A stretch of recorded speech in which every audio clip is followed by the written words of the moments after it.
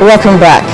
If you've just joined us, you're watching the news at 10, broadcasting live from Channels Television Lagos. A reminder of our main stories.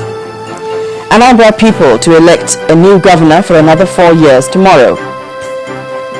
Court declares this day bomber Mustafa Umar guilty of terrorism, sentences him to life imprisonment. EFCC arrests 2 sons of Jigawa State Governor Sule Lamido for alleged money laundering amounting to 10 billion naira. And United Nations Security Council rejects call by the African Union to stop trial of Kenyan president at The Hague.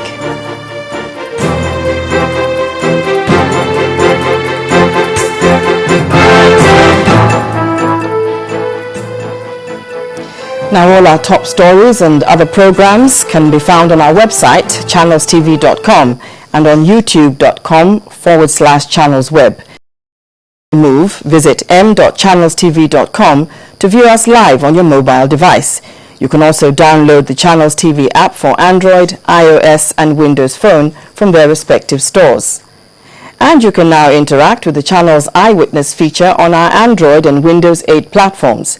If you have a picture or video to share with us, all you need to do is download the Channels TV Android application on your device. Swipe to reveal the Eyewitness menu and follow the instructions to share your report, pictures and videos.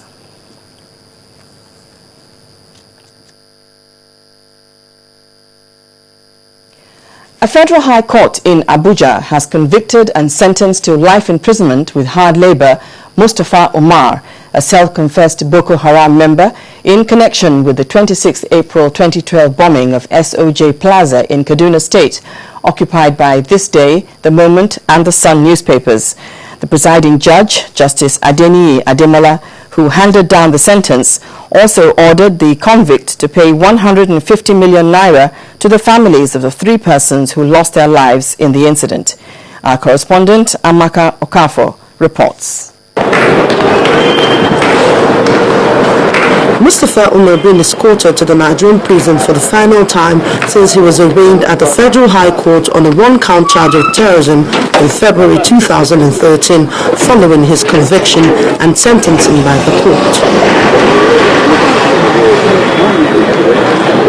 In a 1-count charge filed by the Nigerian police force, the convict was alleged to have driven a white Honda Accord car with improvised explosive devices into the premises of SOJ Plaza with the intention to detonate the devices within the premises. The incidents claimed the lives of 3 persons and caused several degrees of injuries in others. The accused had pleaded not guilty to the charges, claiming he was a passerby and a trader dealing in local perfumes when he was arrested by the police and subsequently forced to admit he committed the crime. But the court described his alibi as tissues of lies, better said to the Marines. The judge said he believed the video evidence where he made confessions to interrogators that he is a member of the deadly Islamic fundamentalist group Boko Haram, as well as the testimonies of 10 witnesses comprising police officers who participated in the investigation and were led in evidence during the trial.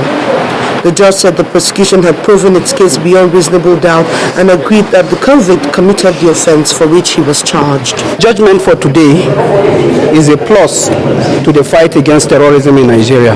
Defense lawyer Nurenu Suleiman pleaded with the court to temper justice with mercy, saying the accused is a young man whose family and aged parents depend on for their livelihood. But the court slammed a life sentence with hard labor on the accused. As soon as the copy of the judgment is out, we take our time to study it and do the needful. Do you intend to appeal? Certainly, we will test the judgment on appeal. Reacting to the ruling, the police says it is a testimony of its effort to tackle terrorism in the country. What you are seeing today is purely a reflection of a beautiful job that was done by the Nigerian police force. Besides the conviction of Mustafa Umar, the court ordered that the Honda car used for the Dasley Act be forfeited to the federal government. It also awarded the 3 victims who died in the incident compensation of 150 million naira. He said the compensation can be handled by the Federal Government Committee on Compensation.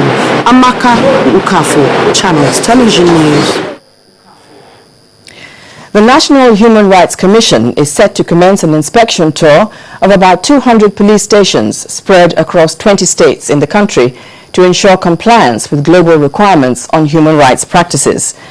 The Special Assistant to the Executive Secretary of the Commission, Mr. Henry Ogucheude, said the aim of the tour is to get first-hand information on the state of these detention facilities and develop guidelines on their improvement. Mr. Ogucheude said they will also try to confirm or debunk allegations of human rights abuses at the detention facilities and recommend best practices that will strengthen accountability of the police to the local communities they serve. We are going to take it for granted that we're going to find that a lot of things are below expectations. Yeah, it's better to have concrete facts. If we go there, first-hand information and facts, then we'll be able to make a more informed decision and recommendation as to what should be done to ensure that these facilities are brought up to speed and also conforms with international requirements. We'll have a checklist and we'll now look at the nature of the detention facility itself.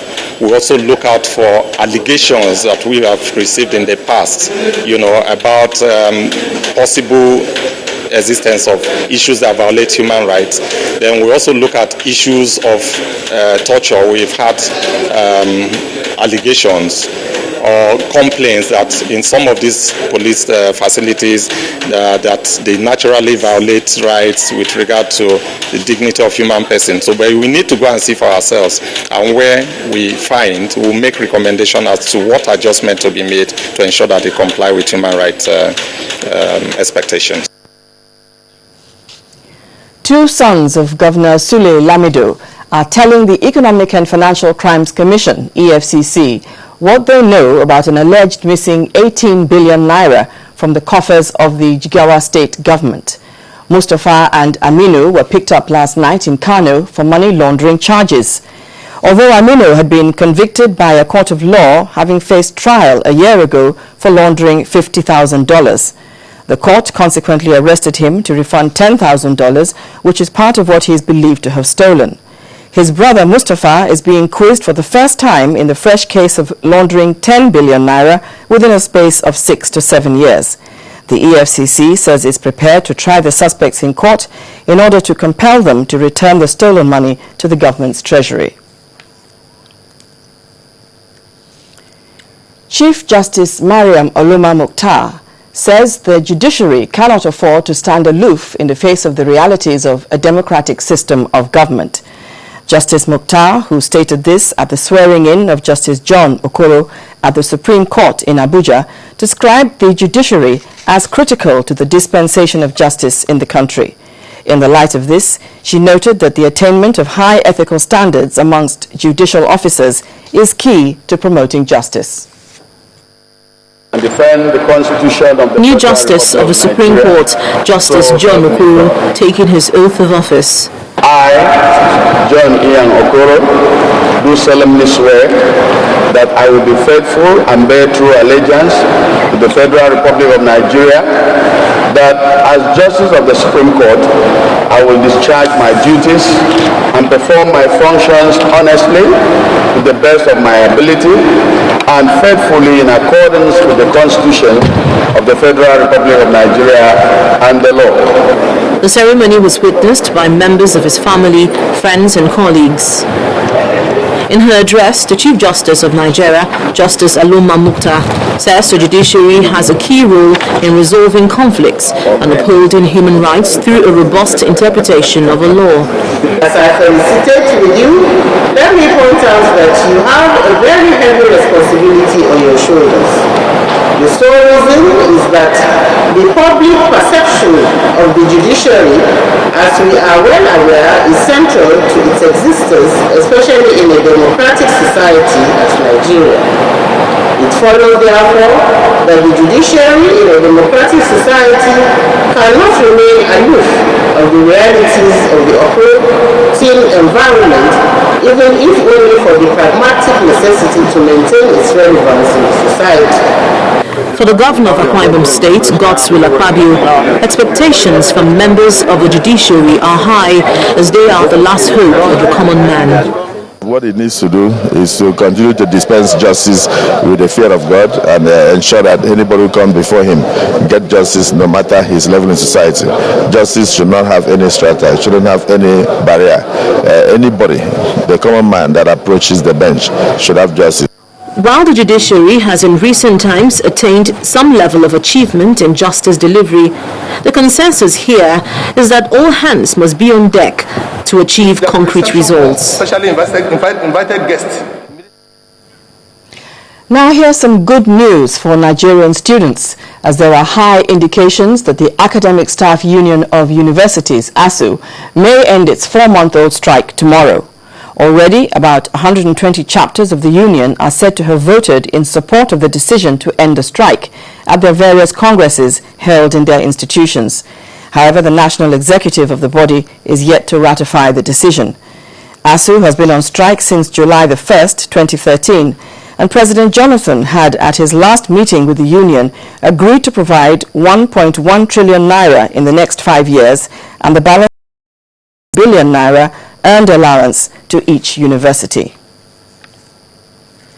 Meanwhile, the Pro-Chancellor of the University of Benin, Senator Effiong Bob, has appealed to the striking university lecturers to return to the classrooms in honor of the late Professor Festus Iyayi. The former president of the Academic Staff Union of Universities, ASU, died in a road accident involving the convoy of the Kogi State Governor, Idris Wada, near Lokoja, while he was on his way to the National Executive Committee meeting of the union in Kano. While on a condolence visit to the bereaved family, Senator Bob pointed out that Professor Iyayi died while trying to resolve the 4-month strike by ASU and deserves to be honored by ending the industrial action. I think his death will spur the leadership of ASU to do everything to honor him by finding solution, lasting solution to this lingering problem, and most importantly, appealing for the ASU to call off the strike, so that both the students will come and give him respect he deserved before the burial. That is my appeal.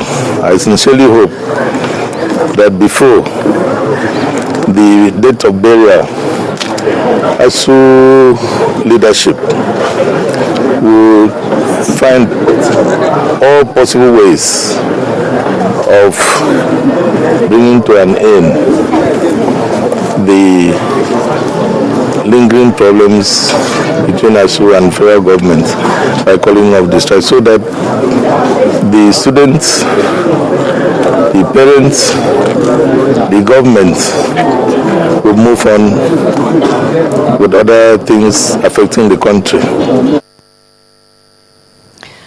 Now, when the news at 10 returns, First Bank holds the maiden edition of Future First initiative. That's going to be on Business News, so do join us again.